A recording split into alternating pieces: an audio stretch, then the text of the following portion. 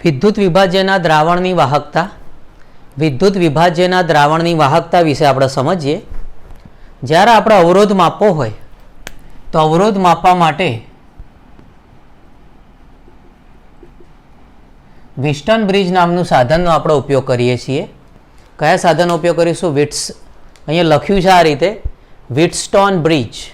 Okay, તો વિસ્ટોન bridge નામના સાધનનો આપણે ઉપયોગ કરીશું અને એની મદદથી, વિસ્ટોન બ્રિજની મદદથી આપણે અવરોધ માપી શકીએ છીએ. એ સિવાય ફિઝિક્સમાં પણ તમે ભણેલા જ છો કે ધારો કે કોઈ વાહક છે, એની લંબાઈ છે L, કોઈ વાહક છે એની લંબાઈ છે L અને એનું આડછેદનું ક્ષેત્રફળ છે A. વાહક તારની લંબાઈ છે L અને એના આડછેદનું ક્ષેત્રફળ છે A. તો તમે જાણો જ છો કે વાહકનો જે અવરોધ છે એની લંબાઈના સમપ્રમાણમાં હોય અને એના આડછેદના ક્ષેત્રફળના વ્યસ્ત પ્રમાણમાં હોય. વાહકનો અવરોધ એની લંબાઈના સમપ્રમાણમાં હોય અને એના આડછેદના ક્ષેત્રફળના વ્યસ્ત પ્રમાણમાં જોવા મળશે. આ બેને જ્યારે આપણે ભેગા કરીએ તો R ચલે છે L/A થશે. R ચલે છે L/A થશે. ચલે છે દૂર કરીએ એટલે અચળાંક મુકાશે તો R બરાબર ρL/A સૂત્ર મળશે. કયું સૂત્ર મળશે? R બરાબર ρL/A. ફરીથી લખીએ, R બરાબર ρL/A. ઓકે, જેમાં R અવરોધ છે, રો જે ખરો એને આપણે અવરોધકતા કહીએ છીએ અથવા વિશિષ્ટ અવરોધ કહીએ છીએ. રો જે ખરો એને આપણે કહીએ છીએ અવરોધકતા અથવા તો આપણે એનો વિશિષ્ટ અવરોધ કહેતા હોઈએ છીએ અથવા એને પ્રતિરોધકતા પણ કહેવાય છે. પ્રતિરોધકતા તરીકે પણ ઓળખવામાં આવશે. રો જે ખરો જેને આપણે અવરોધકતા અથવા વિશિષ્ટ અવરોધ અથવા પ્રતિરોધકતાના નામે ઓળખીએ છીએ. આરનો એકમ તમને ખબર જ છે. આરનો એકમ છે ઓમ, જેને આપણે આ રીતે પણ દર્શાવીએ છીએ. આરનો એકમ ઓમ છે, જેને આપણે આ રીતે પણ સાંકેતિક રીતે દર્શાવીએ છીએ. ધારો કે આ પ્રતિરોધકતા છે, એના સૂત્રનો કરતા બનાવી દઈએ તો રો બરાબર RA/L થશે. રો બરાબર RA/L થશે. આરનો એકમ છે ઓમ. એ એટલે ક્ષેત્રફળ છે, ખ્યાલ આવ્યો? જેને આપણે અહીંયા કહીએ છીએ આડછેદનું ક્ષેત્રફળ. ઓકે, આડછેદનું ક્ષેત્રફળ. તો એ જે ખરું એ ક્ષેત્રફળ છે. ધારો કે મીટર એકમમાં લઈએ તો મીટર સ્ક્વેર લખાય. નીચે જે લંબાઈ આપેલી છે એ મીટરમાં લખીએ તો મીટર મીટર ઉડી જશે. તો એનો જે એકમ છે, રો માટેનો જે એકમ છે, પ્રતિરોધકતાનો જે એકમ છે એ ઓમ ઇન્ટુ મીટર આવશે. પ્રતિરોધકતાનો એકમ શું આવશે? ઓમ ઇન્ટુ મીટર. ઓકે, આગળ સમજીએ.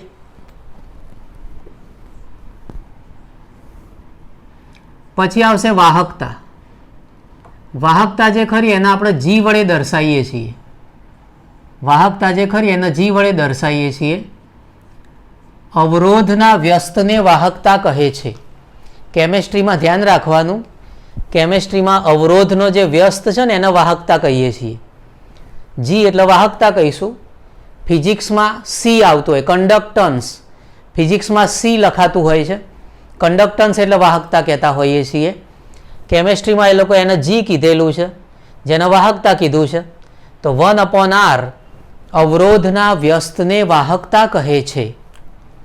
તો લખી શકાય G બરાબર, અવરોધ એટલે R કહેવાય, ρL/A. તો ભાગાકારમાં લખવાનું ρL, એ ઉપરની બાજુ લખાશે. તો G બરાબર 1/ρ A/L લખાશે. આ 1/ρ એને કહેવાય છે કપ્પા. 1/ρ છે એને કપ્પા કહેવાય છે. શું કહેવાય? કપ્પા. તો જ્યાં 1/ρ બરાબર k કહેવાશે, જેને કપ્પા કહીશું. કપ્પા જે ખરી એ વિશિષ્ટ વાહકતા છે. કપ્પાને કહેવાય વિશિષ્ટ વાહકતા. કપ્પાને કહેવાય વિશિષ્ટ વાહકતા. ઓકે, જેના IUPAC એ કીધેલું છે કે એને વાહકતા તરીકે ઓળખજો. કપ્પા વિશિષ્ટ વાહકતા છે, પણ IUPAC વાળા જે વૈજ્ઞાનિકો ખરા એમણે કીધેલું છે કે એને વાહકતા તરીકે ઓળખજો. ઓકે, તો આટલી માહિતી જરા રિપીટ કરી લઈએ. ધારો કે કોઈ આડછેદ હોય જેનું ક્ષેત્રફળ એ છે, વાહકતારની લંબાઈ L છે, તો અવરોધ ચલે છે R, અવરોધ ચલે છે 1/a. બે ભેગું કરો એટલે R ચલે છે L/a થશે. અચળાંક લખીશું, ચલે છે દૂર કરીને અચળાંક લખીશું, તો R બરાબર ρ L/a. તો R બરાબર ρ L/a મળ્યું. R એટલે અવરોધ છે જેનો એકમ છે ઓમ. ઓમ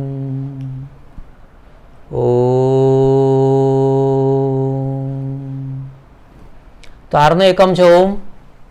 આ જે ρ લખ્યું છે ρ, એના અવરોધકતા અથવા વિશિષ્ટ અવરોધ અથવા પ્રતિરોધકતા કહેવાય. ρના સૂત્રનો કરતા બનાવી દઈએ તો RA/L લખાશે. એનો એકમ લખવો હોય તો ઓમ. આરનો એકમ ઓમ છે. એ એટલે ક્ષેત્રફળ છે, એનો એકમ મીટર સ્ક્વેર લીધો છે. લંબાઈનો એકમ મીટર લીધો છે. મીટર મીટર ઉડી જશે તો ρનો એકમ આવશે ઓમ ઇન્ટુ મીટર. અથવા ધારો કે સેન્ટીમીટર એકમમાં લખ્યું હોય તો તમે લખી શકો છો ઓમ ઇન્ટુ સેન્ટીમીટર. શું લખી શકાય? ઓમ ઇન્ટુ સેન્ટીમીટર લખી શકાય. ત્યારબાદ વાહકતાની વાત કરીએ તો આ જી લખ્યું છે જેને આપણે વાહકતા કહીએ છીએ, તો જી બરાબર 1/r. જી બરાબર 1/r થશે. એટલે અવરોધનો વ્યસ્ત એને વાહકતા કહીએ છીએ. પછી આર જે ખરો અવરોધ ભાગાકારમાં છે એટલે ρ L/a ઉપર લખીશું. ρ L નીચે આવશે, એ ઉપર લખાશે. પછી આ જે 1/ρ છે એને થોડું સેપરેટ કર્યું સમજવા માટે. સૂત્ર એનું એ જ લખ્યું છે, પણ 1/ρ છે એનું થોડું સેપરેટ કર્યું. તો જી બરાબર 1/ρ A/L થશે. આ 1/ρ એના કપ્પા કહેવાય. તો સૂત્ર બની ગયું જી બરાબર KA/L. જી બરાબર KA/L સૂત્ર થઈ જશે. એમાં જે 1/ρ હતું એની જગ્યાએ કપ્પા લખેલું છે. આ કપ્પાને કહેવાય વિશિષ્ટ વાહકતા કહેવાય. ઓકે, જેના IUPACના વૈજ્ઞાનિકોએ કીધું છે કે વાહકતા તરીકે ઓળખજો. એકમની વાત કરીએ તો આ 1/r એટલે 1/ઓમ કહેવાય. 1/ઓમ જેને મોહ કહેવાય, જેને આ રીતે બી લખીએ છીએ, જેને S તરીકે પણ લખાય છે, જેને સિમેન્સ કહેવાય છે. કોઈક વાર સાયમન્સ કીધું હોય, કોઈ વાર સિમેન્સ કીધું હોય, તો એક જ અર્થ કરવાનો છે. કોઈ વાર સાયમન્સ કીધું હોય, કોઈક વાર સિમેન્સ કીધું હોય, તેનો અર્થ ઓમ ઇન્વર્સ અથવા તો મોહ તરીકે આપણે એને ઓળખીએ છીએ. તો આ વાહકતા જીનો એકમ થઈ ગયો છે. હવે ધારો કે આપણે એકમ કરવો છે, કપ્પા માટેનો આપણે એકમ કરવો છે. કોનો એકમ લખવો છે? કપ્પા માટેનો એકમ લખવો છે. તો આ સૂત્રમાં કે ન કરતા બનાવી દો. કે ન કરતા બનાવી દો તો GL/a થશે. કે ન કરતા બનાવી દો તો GL/a થશે. તો જીનો એકમ છે ઓમ ઇન્વર્સ. L એટલે લંબાઈ ધારો કે મીટરમાં લઈએ, એ એટલે ક્ષેત્રફળ મીટર સ્ક્વેરમાં લઈએ, તો ઓમ ઇન્વર્સ મીટર ઇન્વર્સ મળશે, અથવા ઓમ ઇન્વર્સ સેન્ટીમીટર ઇન્વર્સ મળશે. ઓમ ઇન્વર્સ મીટર ઇન્વર્સ અથવા ઓમ ઇન્વર્સ સેન્ટીમીટર ઇન્વર્સ એનો એકમ થશે. અથવા તમે લખી શકો છો સાયમન્સ ઇન્ટુ મીટર ઇન્વર્સ અથવા સાયમન્સ ઇન્ટુ સેન્ટીમીટર ઇન્વર્સ. ઓમ ઇન્વર્સ એટલે સાયમન્સ થાય, તો સાયમન્સ ઇન્ટુ મીટર ઇન્વર્સ અથવા સાયમન્સ ઇન્ટુ સેન્ટીમીટર ઇન્વર્સ પણ લખી શકાય છે. ઓકે,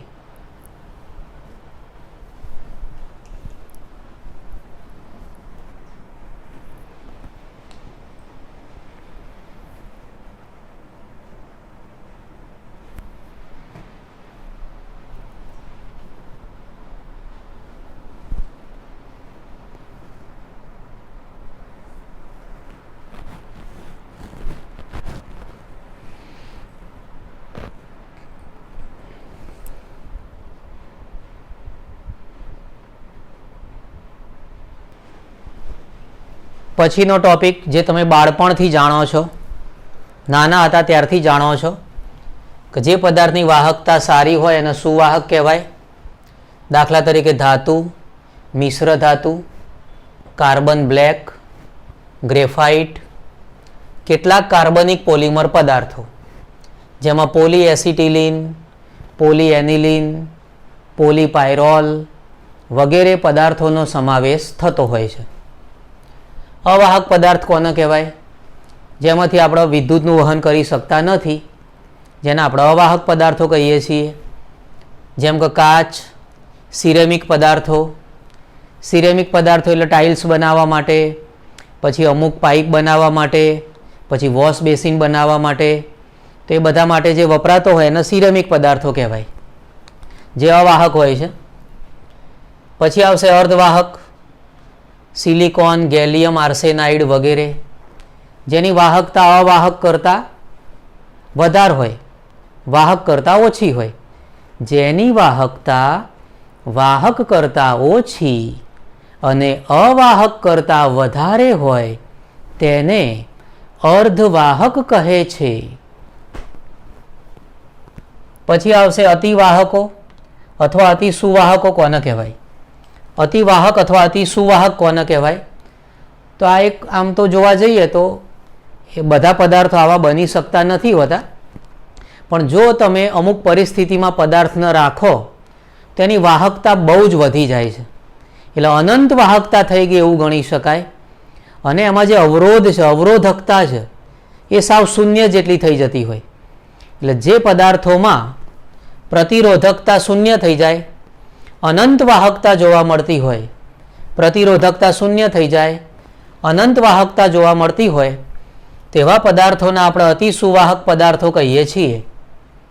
જેમ કે ધાતુઓ અને મિશ્ર ધાતુઓ છે, એને 0 થી 15 કેલ્વિન ટેમ્પરેચરે રાખીશું તો અતિ સુવાહક તરીકે વર્તશે. ધાતુઓ અને મિશ્ર ધાતુઓ 0 થી 15 કેલ્વિન તાપમાને અતિ સુવાહક તરીકે વર્તે છે. સિરેમિક પદાર્થો, મિશ્ર ઓક્સાઇડ એ 150 કેલ્વિન તાપમાને અતિ સુવાહક તરીકે વર્તે છે. સિરેમિક પદાર્થો, મિશ્ર ઓક્સાઇડ 150 કેલ્વિન તાપમાને અતિ સુવાહક તરીકે વર્તે છે. સરસ રીતે લખી લેજો.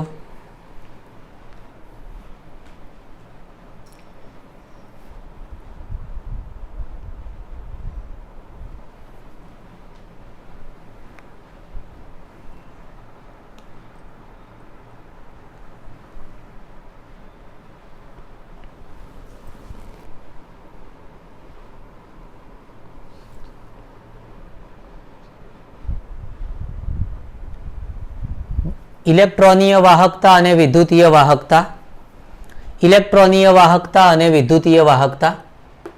જે વાહક તાર હોય, ધાતુનો જે તાર હોય, જેમ કે કોપરનો તાર છે, આપણે ઇલેક્ટ્રિસિટી માટે વાપરીએ છીએ, તેમાં ઇલેક્ટ્રોન દ્વારા વિદ્યુતનું વહન થાય છે, જેને આપણે ઇલેક્ટ્રોનીય વાહકતા કહીએ છીએ. કોપરના તારમાં વિદ્યુતનું વહન ઇલેક્ટ્રોન દ્વારા થતું હોય, જેને આપણે કહીએ છીએ ઇલેક્ટ્રોનીય વાહકતા.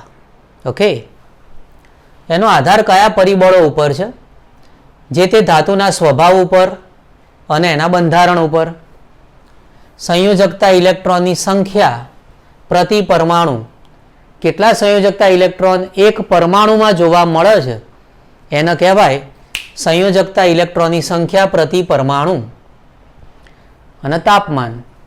તાપમાનમાં શું થાય કે જ્યારે તમે કોઈ ધાતુને ગરમ કરો તો અંદરના જે કણો છે, એના જે પરમાણુઓ છે અથવા એના જે અણુ અથવા આયનો જે ખરા, એ બધાની ગતિ અસ્ત વ્યસ્ત થઈ જશે. એટલે એના જે ઘટક કણો છે એની ગતિ અસ્ત વ્યસ્ત થઈ જાય, એટલે ઇલેક્ટ્રોનની જે ગતિ હોય ને એને અવરોધ લાગશે. ઇલેક્ટ્રોન જે ગતિ કરતા હોય એને અવરોધ લાગશે. એટલે ધાતુ તત્વો હોય એને જો ગરમ કરીએ તો વાહકતામાં ઘટાડો જોવા મળશે. ધાતુ તત્વોને ગરમ કરશો તો વાહકતામાં ઘટાડો જોવા મળશે. વિદ્યુતીય વાહકતા. તો દ્રાવણમાં જે વિદ્યુતનું વહન થતું હોય એ આયનો દ્વારા થતું હોય. દાખલા તરીકે HClનું દ્રાવણ હોય અથવા NaClનું દ્રાવણ હોય અથવા H2SO4નું દ્રાવણ હોય, તો દ્રાવણમાં જે વિદ્યુતનું વહન થતું હોય એ આયનો દ્વારા થતું હોય છે, જેના આપણે વિદ્યુતીય વાહકતા કહીએ છીએ. તો એ વખતે દ્રાવણોમાં જે વાહકતા જોવા મળે એ વિદ્યુતીય વાહકતા કહેવાય, જેનો આધાર 5 પરિબળો ઉપર છે. ઉમેરેલા વિદ્યુત વિભાજ્યનો સ્વભાવ, નીપજેલા આયનોનું કદ અને તેમનું દ્રાવણ યોજન, દ્રાવકનો સ્વભાવ અને તેની સ્નિગ્ધતા, વિદ્યુત વિભાજ્યની સાંદ્રતા, તાપમાન. 5 પરિબળો છે. વિદ્યુતીય વાહકતાનો આધાર 5 પરિબળો ઉપર છે. ઉમેરેલા વિદ્યુત વિભાજ્યનો સ્વભાવ, નીપજેલા આયનોનું કદ અને તેમનું દ્રાવણ યોજન, દ્રાવકનો સ્વભાવ અને તેની સ્નિગ્ધતા, વિદ્યુત વિભાજ્યની સાંદ્રતા અને તાપમાન. વિદ્યુતીય વાહકતા માટે ધ્યાનમાં રાખવાનું કે તાપમાન વધારશો એટલે આયનોની ગતિ વધી જશે.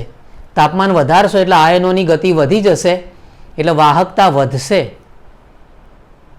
વિદ્યુતીય વાહકતા માટે ખાસ યાદ રાખવાનું, તાપમાન વધારીશું એટલે આયનોની જે ગતિ છે એ વધી જશે. આયનોની ગતિ વધી જશે એટલે વાહકતા વધી જશે.